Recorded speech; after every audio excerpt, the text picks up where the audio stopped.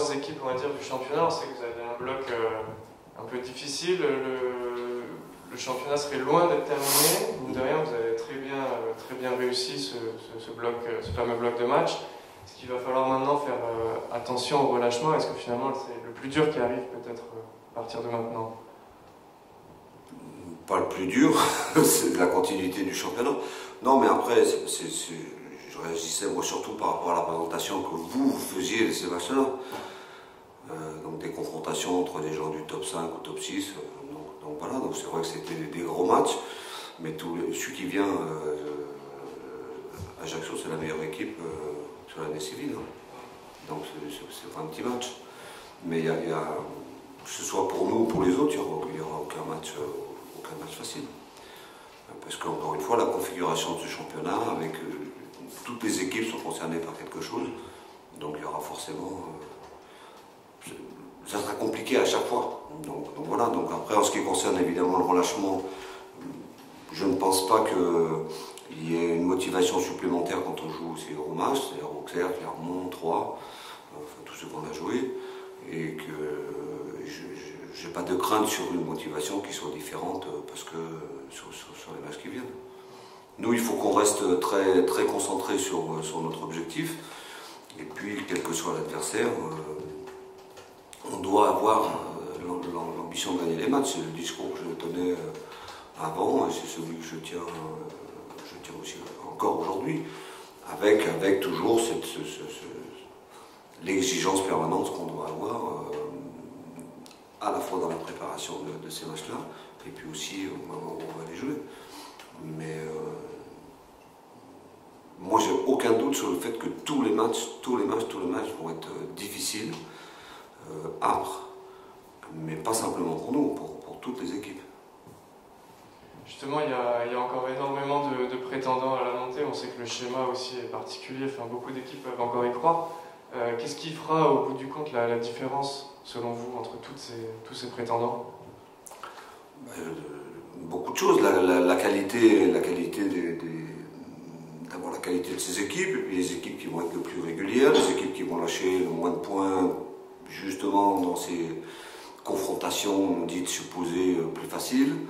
Je pense aussi que les équipes avec un état d'esprit un peu particulier, voilà, il y a plein d'éléments qui vont rentrer en ligne de compte. Je crois aussi que pour aborder ces matchs-là, il faut qu'à l'intérieur du club aussi, il y ait un certain climat, une certaine sérénité.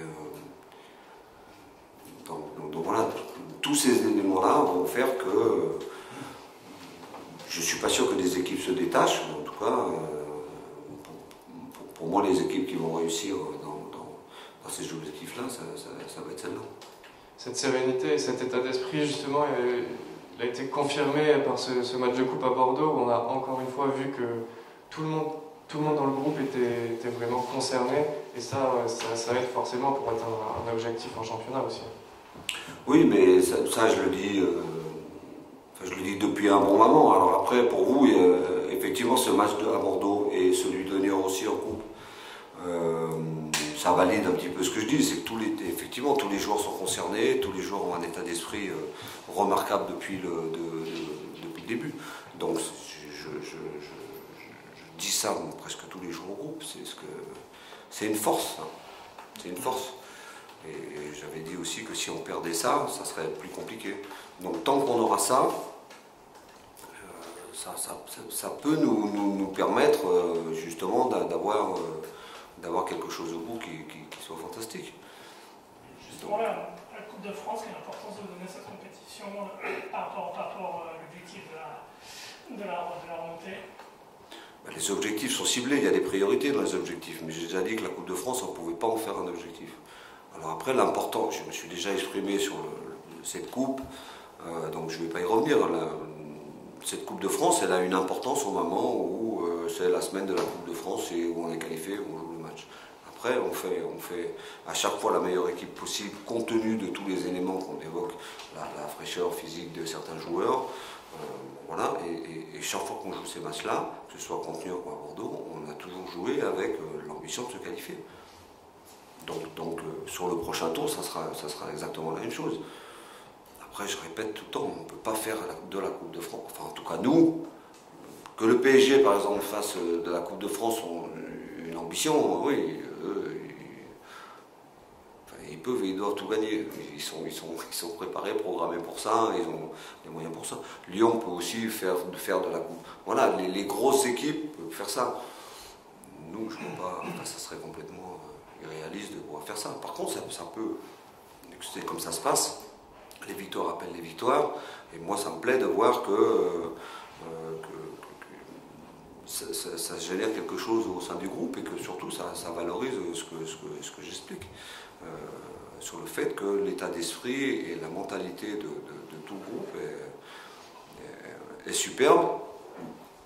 Et après, vous le savez bien, il y a aussi là-dedans des états d'âme de joueurs ils laissent ça de côté. Et voilà, des joueurs qui ne jouent pas ou qui jouent peu. Voilà, mais c'est ce qui fait la richesse et la force de mon effectif. Et ils sont ensemble, ils vivent les choses ensemble, même ceux qui participent un peu moins sont partie prenante et ils auront aussi une grande part dans la réussite s'il devait y avoir une réussite à la fin de saison. Oui coach, pour revenir sur Ajaccio, c'est une équipe, vous le disiez, qui va mieux. C'est une défaite sur les 9 derniers matchs, 2 défaites seulement sur les 15 derniers matchs. Quel regard vous portez sur cette équipe et comment préparer cette rencontre face à la meilleure équipe sur l'année civile, mais surtout une équipe qui a l'air de montrer un meilleur visage par rapport au début de saison? On ne sera pas favori, alors, par rapport à ça. Non, mais après, moi, je ne suis pas surpris, déjà parce qu'il y a un entraîneur de qualité qui fait du très bon travail. Donc, déjà, la saison passée, je trouvais que cette équipe, elle avait beaucoup de qualité dans le jeu. Donc, aujourd'hui, elle est simplement, elle était un petit peu en difficulté, en difficulté dans cette première partie de saison, pour différentes raisons que je ne connais pas à l'intérieur, mais voilà. Et après, petit à petit, j'ai parlé de sérénité, tout ça, ils ne se sont pas affolés et Olivier a pu mettre en place les choses qu'il voulait. Donc c'est une équipe qui a de la qualité, c'est une équipe qui a son propre style de jeu, qui a 2 joueurs prépondérants dans leur animation, Contador et puis c'est Darcy, je crois, ça. Voilà, au milieu. Donc voilà, c'est une équipe qui est sur une dynamique très intéressante. Une fois qu'on a dit ça, on sait la qualité qu'il va y avoir en face, on sait qu'ils vont venir ici pour jouer et qu'ils ont l'intention de poser des problèmes. Après, encore une fois, sans manquer de respect à personne, nous, on s'occupe de nous. Donc ce qui m'intéresse encore, c'est qu'est-ce qu'on va mettre en face, quelle est l'expression qu'on va avoir sur le terrain. Et j'ai évoqué l'ambition qu'on devait avoir de gagner tous les matchs. Donc après ça, c'est des mots. Il faut les traduire sur le terrain, comme on l'a fait depuis le début.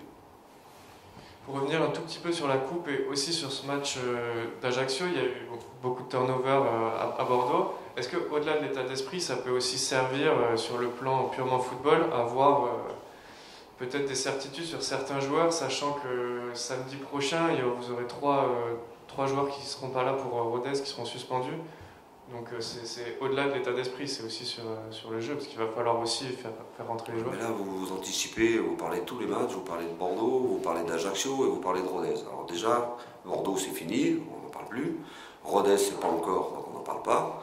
Pour l'instant, je suis focalisé sur Ajaccio. Alors après, le seul parallèle que je peux faire, c'est qu'il était nécessaire, compte tenu de l'enchaînement des matchs, de faire souffler des joueurs qui étaient fatigués pour avoir des joueurs un peu plus frais contre Ajaccio. Après, ce que vous évoquez sur les joueurs qui ne vont pas jouer à Rodez parce qu'ils sont suspendus, ça c'est un problème qu'on abordera, enfin un problème. On trouvera une solution par rapport au groupe que j'ai et par rapport à ce que j'évoquais avant sur la qualité de ce groupe. Après le match, pour l'instant on est focalisé sur cette équipe d'Ajaccio et puis voilà, mais on a fait en sorte que tout le monde, à la fois ceux qui ont joué à Bordeaux, aient du temps de jeu et dans les jambes de quoi pouvoir repostuler ou intervenir dans le match d'Ajaccio. À la fois ceux qu'on a laissés au repos, quand je dis au repos, ils ne sont pas restés chez eux sans rien faire, hein, ils ont coupé, puis après on a mis en place des entraînements pour qu'ils soient dans les meilleures conditions possibles pour Ajaccio. Et puis après, voilà, maintenant, une fois qu'on a fait ça, il faut jouer le match, et puis on verra bien ce que ça donnera. Enfin, moi je ne suis pas sur 2 matchs à la fois ou sur 3 matchs à la fois. Et déjà tous les matchs qui sont passés, c'est fini. On les a analysés, on s'en sert. Aujourd'hui, la priorité, c'est Ajaccio. Après Rhys, c'est Amine qui est nominé pour être joueur du mois de janvier. Qu'est-ce que vous en pensez? Vous êtes heureux pour lui, content? Vous savez ce que j'en pense. Le premier jour où je suis arrivé, j'ai parlé de lui. J'en pense que du bien et je suis évidemment ça récompense son investissement, ça récompense son travail, voilà, je suis très heureux pour lui. Qu'est-ce que je voulais que je vous dise? C'est un garçon qui est pétri enfin, j'aime pas le mot talent, moi j'aime pas ça, je préfère les qualités. Il a plein de qualités. Dès que je suis arrivé, voilà, il va faire une carrière, et une grande carrière. Alors après, il en est qu'au balbutiement, il en est qu'au début, mais il est devenu un joueur incontournable chez nous. Il progresse de match en match, je trouve, notamment dans sa faculté à se déplacer, à être au bon moment, aux bons endroits quand il faut. Je trouve qu'aussi sur le plan technique devant le but, il progresse aussi, il a moins d'empressement, il est plus calme, donc il fait souvent le geste juste. Bon, donc voilà, c'est à la fois en plus un gamin qui est attachant, que tout le monde aime, bon, voilà, il a franchi des paliers, il est à l'écoute. Donc pour un entraîneur, c'est d'avoir des joueurs comme ça de qualité, des jeunes joueurs qui sont à l'écoute. Et puis en plus de ça, il a montré qu'il était aussi attaché, comme tous les jeunes qu'on a dans ce groupe. Je le dis souvent, hein, ils sont très attachés au TFC. Et c'est quelque chose d'important. Quand je parle d'état d'esprit, voilà, c'est des gamins qui aiment le club, qui sont fiers de représenter ce club. Si on veut juste faire un petit retour sur le match de Bordeaux, sur le comportement, jouer contre Bordeaux pour eux, ça veut dire quelque chose, mais parce que dans les équipes de jeunes et tout, voilà, il y en a eu des matchs comme ça. Donc tout ça, c'est bénéfice pour le groupe. Et pour revenir sur Amine, il est aussi, c'est un garçon intelligent, il sait aussi qu'il bénéficie à l'intérieur du groupe de conseils ou de la protection de joueurs plus expérimentés qui l'ont pris un petit peu sur l'oreille. Et donc voilà, j'espère qu'il ne va pas s'arrêter là et qu'il va continuer, mais je suis très heureux de l'avoir comme joueur et puis des récompenses qu'il peut avoir à travers ce que vous avez évoqué. Oui, j'imagine que la question vous a déjà été posée. Je viens d'arriver sur Toulouse, donc je démarque un peu. Justement, l'importance de cette jeunesse dans le groupe aujourd'hui, dans cet objectif de remontée, j'imagine pour un entraîneur, c'est intéressant de pouvoir s'appuyer sur ces jeunes joueurs qui viennent du creux. Vous avez parlé de cet attachement au club. Alors, vraiment, quelle importance a cette jeunesse dans cette saison? Elle est primordiale. Elle est primordiale pour 2 raisons. La première, c'est qu'elle est primordiale parce que dans l'objectif global du club et dans ce qu'on veut faire, on veut aussi s'appuyer sur les jeunes. Et c'est aussi, donc c'est important de ce point de vue-là. C'est aussi montrer aux jeunes qui sont dans notre centre de formation, par exemple, que ce ne sont pas que des mots, que la porte elle est ouverte et que s'ils ont des qualités, que s'ils sont bons, ils pourront jouer en équipe première et ils auront leur chance. Donc ça, c'est sur le projet global. Après, sur le plan de la compétition aujourd'hui, de mon équipe et de mon groupe, cet apport de jeunesse mélangé avec un recrutement qui a été fait avec des joueurs d'expérience, on va dire dans une tranche d'âge entre 24, 28, 29. Donc c'est ça qui est intéressant. Et c'est surtout, on parle souvent du conflit des générations. Moi je ne le sens pas du tout dans mon groupe. ça vit bien ensemble, mais donc c'est important, ça vit bien ensemble, donc à partir du moment où ça vit bien ensemble et que c'est des relations très, très saines et que c'est vraiment du concret, ben ça joue bien ensemble aussi. Et comme tout le monde est à l'écoute de tout le monde et qu'on dialogue beaucoup, les joueurs entre eux et nous avec eux, ben ça donne voilà, ça donne ce que ça donne ensemble.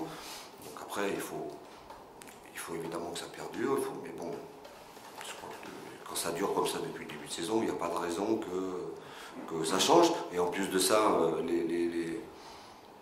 les mercatos, les choses comme ça, tout ce qui peut venir un petit peu polluer, je vais quand même employer ce mot-là,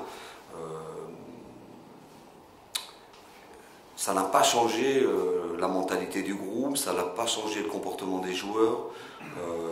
Donc ça aussi, ça veut dire quelque chose. Mais c'est important d'avoir des jeunes joueurs qui ont de la qualité.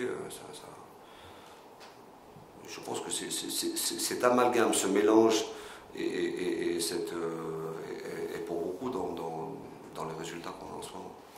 Alors pour revenir au match de lundi, vous allez jouer alors que tous vos adversaires directs auront déjà joué.